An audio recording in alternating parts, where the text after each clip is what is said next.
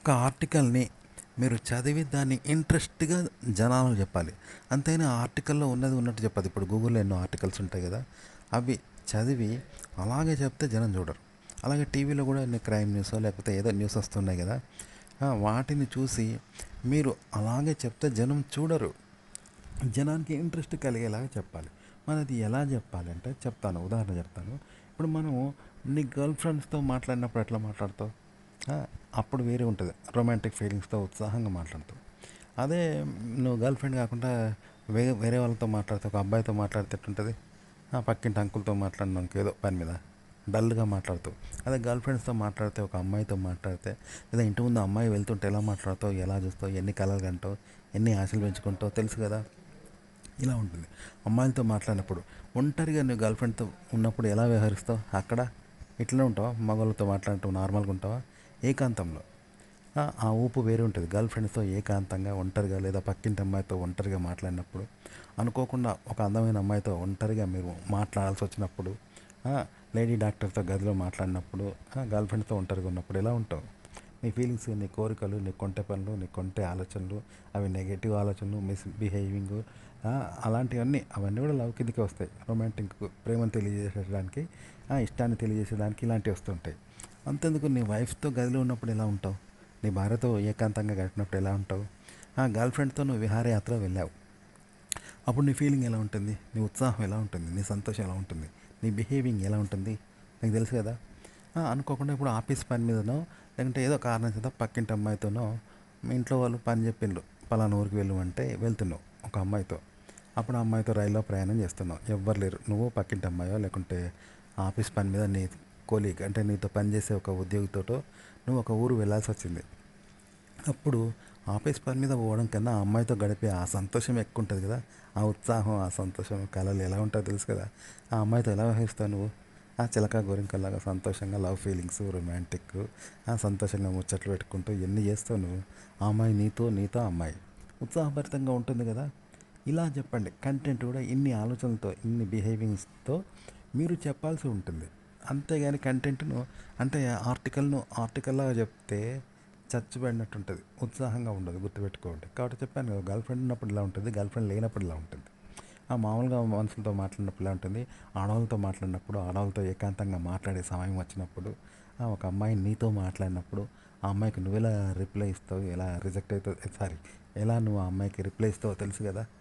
ఉత్సాహంగా మాట్లాడతాం, సంతోషంగా మాట్లాడతాం కదా అమ్మాయి మాట్లాడినప్పుడు. ఆ అమ్మాయి మనతో మాట్లాడినప్పుడు, ఏకాంతం గడిపినప్పుడు ఎలా ఉంటుంది బిహేవింగ్, అలా ఉండాలి. అది అంతేగాని అమ్మాయి లేనప్పుడు ఎలా ఉంటుందో మీకు తెలుసు. ఒక గర్ల్ ఫ్రెండ్ లేనప్పుడు, ఒక అమ్మాయి పరిచయం లేనప్పుడు ఒక్కడివే ఉంటే ఎంత డల్గా ఉంటుంది జీవితం, చప్పగా ఉంటుంది కదా. అగో అలా మాత్రం చెప్పకండి. ఇలా చెప్తే వినే వాళ్ళు కూడా డల్గా ఉంటుంది ఆర్టికల్. కాబట్టి మీరు ఆర్టికల్ చదివి మీ గర్ల్ ఫ్రెండ్ ముందు దాని గురించి ఎలా ప్రస్తావిస్తారు? ఒక మామూలు ఆర్టికల్ మామూలుగా చెప్తారా? ఓ అమ్మాయికి చెప్పాలన్నప్పుడు ఏకాంతంలో గర్ల్ ఫ్రెండ్తో ఏం మాట్లాడతావు? లవ్ గురించి, రొమాంటిక్ గురించి, లవ్ స్టోరీల గురించి, ఆడవాళ్ళ గురించి, ప్రేమల గురించి, అవసరమైతే లవ్, శృంగారం, హాట్ హాట్ టాపిక్స్, రొమాంటిక్ గురించే మాట్లాడతారు కదా. అప్పుడు కూడా అమ్మాయితో గుళ్ళో దేవుళ్ళు, పురాణాలు, రాముడు కృష్ణుడు అని మాట్లాడతావా? మాట్లాడవు.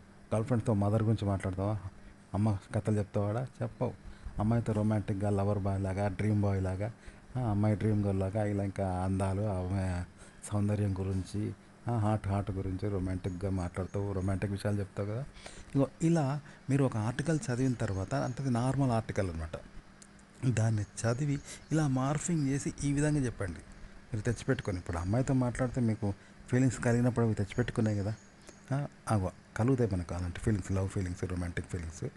అమ్మాయిని చూడడం కలుగుతాయి, మిమ్మల్ని చూస్తే అమ్మాయికి కలిగితే, ఇద్దరు హాట్గా సరదాగా మాట్లాడుకుంటూ ఉంటారు కదా. అలా హాట్గా మీరు చెప్పండి. ఒక రొమాన్స్ చేసుకున్నట్టుగా, అమ్మాయి నువ్వు రొమాన్స్ చేసుకున్నారు ఎవరు లేనప్పుడు, అమ్మాయి నిన్ను ఇష్టపడుతూ మాట్లాడితే, నువ్వు అమ్మాయిని ఇష్టపడుతూ మాట్లాడితే, దగ్గర అయ్యారు, తాకారు, అమ్మాయి నిన్ను తాకింది, నువ్వు అమ్మాయి తాకినావు, ఇద్దరు హగ్ చేసుకున్నారు, ఎవరు లేరు కదా అని, అప్పుడు నీ ఖుషి, నీ సంతోషం ఎలా ఉంటుంది తెలుసు కదా. ఆ ఫీలింగ్స్ ఎలా ఉంటాయో, ఆ మూడ్ ఎలా ఉంటుందో, అలా మీరు కంటెంట్ను మార్ఫింగ్ చేసి అలా చెప్పండి. వినే వాళ్ళకు కూడా అలాంటి ఫీలింగ్స్ వస్తాయి. అంతేగాని నార్మల్ విషయాన్ని నార్మల్గా చెప్తే ఎవ్వరు చూడరు, ఉన్నది ఉన్నట్టుగా చూస్తే ఎవ్వరు చూడరు. ఏదో అన్నారు కదా, ఉన్నది ఉన్నట్టుగా మాట్లాడితే ఊర్లకెళ్ళి వెళ్ళగొట్టిల్లంటారు చూసారా. అలా మీరు గూగుల్ ఆర్టికల్స్ కానీ ఎన్నో ఉన్నాయి, వాటిని ఇలా హాట్గా మార్ఫింగ్ చేసి మీరు కల్పించి తెచ్చిపెట్టుకొని ఇలాంటి ఊహలు మాటలు వచ్చేలాగా చెప్పండి. ఇప్పుడు డబుల్ మీనింగ్ మాటలు మాట్లాడతారు కదా, ఇలా మీరు లవ్ మీనింగ్స్, రొమాంటిక్ ఫీలింగ్స్ అలాంటివి వచ్చేలాగా అమ్మాయి సన్నిధిలో ఉన్నప్పుడు మీకు ఎలా వస్తాయో అలా మీ సన్నిధిలో అమ్మాయికి కూడా ఎలాంటి ఫీలింగ్స్ కలుగుతాయో తెలుసు కదా, అలా ఏకాంతంలో మాట్లాడితే ఎలా వ్యవహరిస్తారో అలా హాట్గా చెప్పండి, కల్పించి తెచ్చిపెట్టుకొని. తెస్తే అప్పుడు జనం చూస్తారు. ఇలా భ్రమ కల్పించండి తెచ్చిపెట్టుకొని, భ్రమకు లోన్ చేయండి. ఇలాంటి హాట్ ఫీలింగ్స్కి లోన్ తీసి ఇలా కట్టుకథలు తెచ్చిపెట్టుకునే కట్టుకథలు, ఇలాంటి అల్లికలు అంటే తెచ్చిపెట్టుకొని చెప్తే వాళ్ళు చూస్తారనమాట. జనం అలా తయారు చేయాల్సి ఉంటుంది.